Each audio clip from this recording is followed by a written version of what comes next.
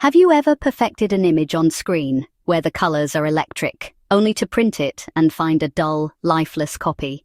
The vibrant blues look muted, the fiery reds are subdued. It's a common frustration that turns excitement into disappointment. So, what's the culprit? Is it the printer, the paper, or something deeper? The answer lies in the fundamental science of color. We'll not only explain why this happens, but also show you how to get consistent, predictable results every time. First, the core difference, your screen light. It uses an additive color model, RGB, red, green, and blue. Starting from black, it combines these lights to create a brilliant spectrum. This additive process is why digital colors can be so intensely vibrant and luminous. Paper, on the other hand, light, using a subtractive model, CMYK. Inks on the page absorb or subtract certain light waves from the ambient light. The color we perceive is the light that's left over. This subtractive process inherently has a smaller, less vibrant color range. Let's start with the digital world. Your screen uses the RGB color model, red, green, and blue. It's an additive system because it starts with a black screen and colored light. When these three lights combine at full intensity, they create pure white. This is the native language for all digital content. Printers use the CMYK model, cyan, magenta, yellow, and key for black. This is a subtractive system. Starting with white paper, ink is added to subtract or absorb wavelengths of light. The K is crucial because mixing C, M, and Y alone creates a muddy brown, not the true rich black needed for quality print.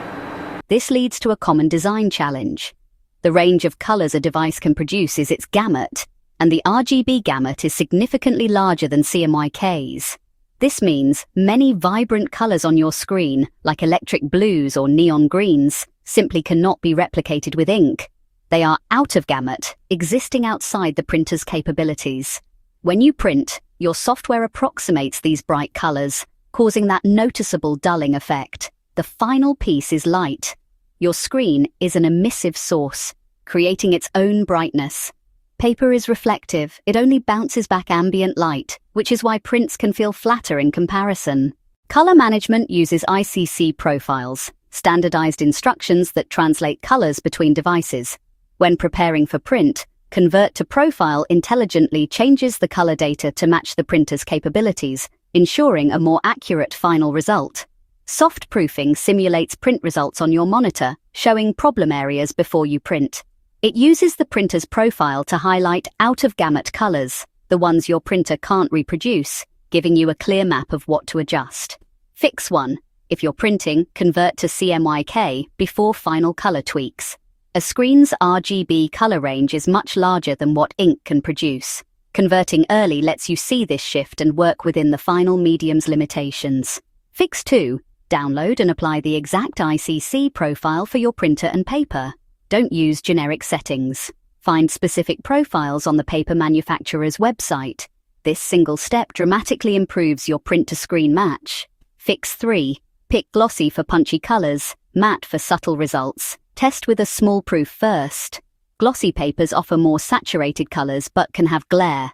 Matte papers provide a glare-free finish, though colors may be softer. A test print confirms your choice. So, a quick workflow: export with an embedded profile, convert a copy to your printer profile, then softproof and adjust. Finally, always print a test strip. This simple checklist ensures consistency and saves headaches. Remember, screens glow, paper reflects. This is the core issue: additive light versus subtractive ink. Mismatches are inevitable, but with profiles and proofing, you are in control of the outcome, bridging the gap between screen and print. Like this guide? Subscribe for more practical design fixes that save you time and frustration. Let us know in the comments what color challenge we should tackle next.